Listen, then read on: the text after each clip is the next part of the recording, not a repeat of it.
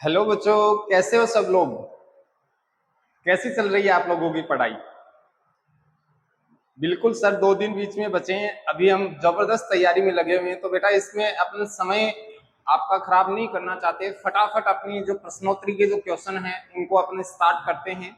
और उसमें देखो पहला प्रश्न है आपका, अशोक का भाब्रू शिलालेख निम्नलिखित में से किस स्थान से प्राप्त हुआ है। यानी कि अशोक जो मौर्य वंश का एक महान शासक हुआ है, उसका एक शिलालेख था जिससे हमें बौद्ध धर्म के त्रिरत्नों का उल्लेख मिलता है।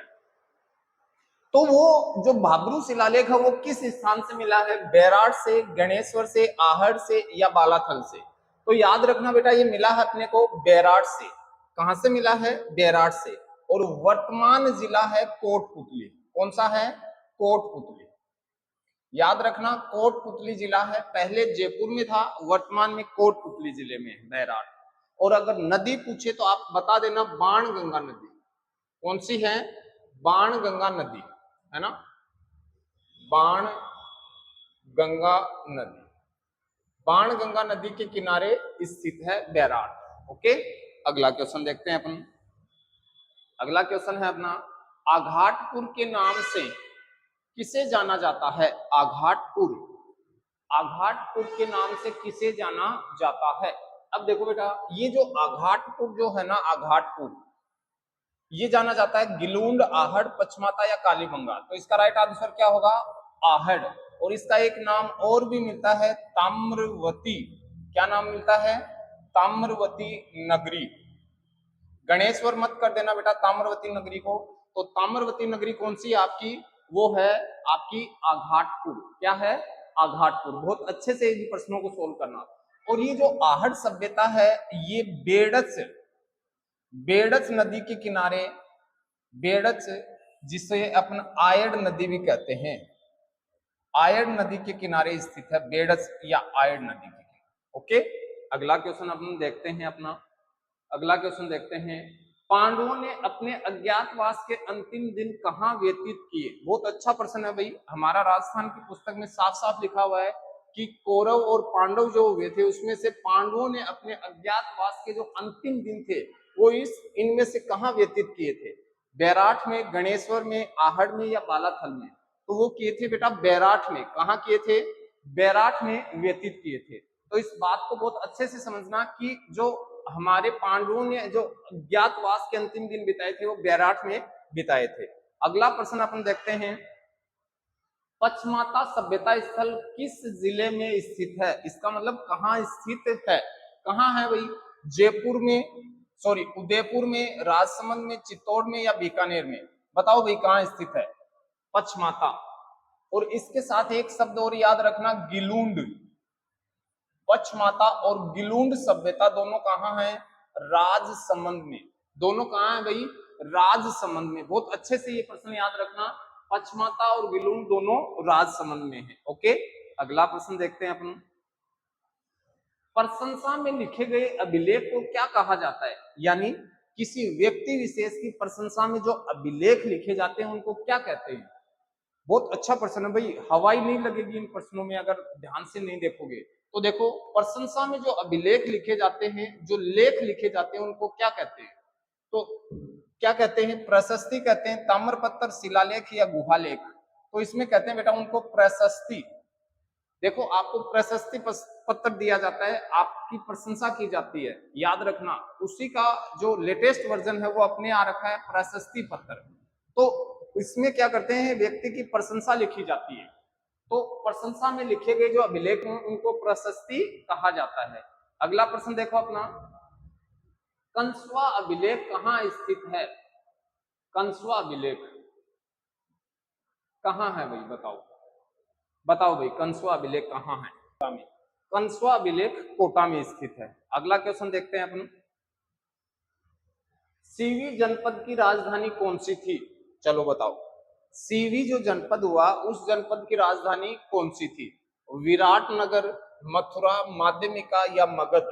तो देखो बेटा, इसकी राइट आंसर जो है वो है माध्यमिका, जिसको अपन नगरी भी कहते हैं। ठीक है, तो इसके अलावा ये जो हमने लिखा है इसमें देखते हैं कि मथुरा जो है ना, मथुरा, ये अपनी सूरसेन जनपद की राजधानी थी। कौन से जनपद की? सूरसेन जनपद। अपना सूरसेन जनपद है उसकी राजधानी कौन थी? मथुरा। और विराटनगर जो थी ये मत्स्य जो जनपद था उस जनपद की राजधानी कौन सी थी? विराटनगर। तो मगध क्या था? ये एक अपने आप में जनपद था। इसकी राजधानी कौन सी थी? पाटलिपुत्र। कौन सी थी? पाटलिपुत्र। ओके, अगला क्वेश्चन देखते हैं अपन। मालवों की दिग्विजय की जानकारी किस अभिलेख से प्राप्त होती है? भोसुंडी से, कंसवा से, नांदसा से या नगरी से? यानी कि जो मालव थे उनकी दिग्विजय की जानकारी हमें किस अभिलेख से प्राप्त होती है? तो ये हमें होती है नांदसा अभिलेख। और ये नांदसा अभिलेख कहाँ है? भीलवाड़ा में। कहाँ है भाई? भीलवाड़ा में। इसको आप अच्छे से याद रखना कि नांदसा अभिलेख भीलवाड़ा में स्थित है। अगला क्वेश्चन देखते हैं अपन। अगला, कोटा बूंदी वाला क्षेत्र क्या कहलाता है? यानी कि कोटा और बूंदी का जो क्षेत्र है वो उसको अपन क्या कहते हैं? चलो बताओ। कोटा बूंदी का जो क्षेत्र है उसको अपन क्या कहते हैं? जांगल कहते हैं या मरु कहते हैं या मेवात कहते हैं या हाड़ौती कहते हैं? तो मेवात जो है वो बेटा अलवर भरतपुर का जो क्षेत्र है उसको अपन क्या कहते हैं? मेवात। जांगल जो है ये बीकानेर के जो आसपास का क्षेत्र है उसको अपन बीकानेर कहते हैं। और मरु जो है ये अपना जैसलमेर और जोधपुर का जो क्षेत्र है इसको अपन क्या कहते हैं? जैसलमेर जोधपुर का जो क्षेत्र है इसको मरु कहते हैं। इसका मतलब हाड़ौती राइट आंसर होगा। इसका मतलब क्या होगा? हाड़ौती राइट आंसर होगा। अगला क्वेश्चन देखते हैं अपन। अगला जो प्रश्न है, ब्यावर अजमेर का क्षेत्र, यानी कि ब्यावर और अजमेर का जो क्षेत्र है वो किस नाम से जाना जाता है?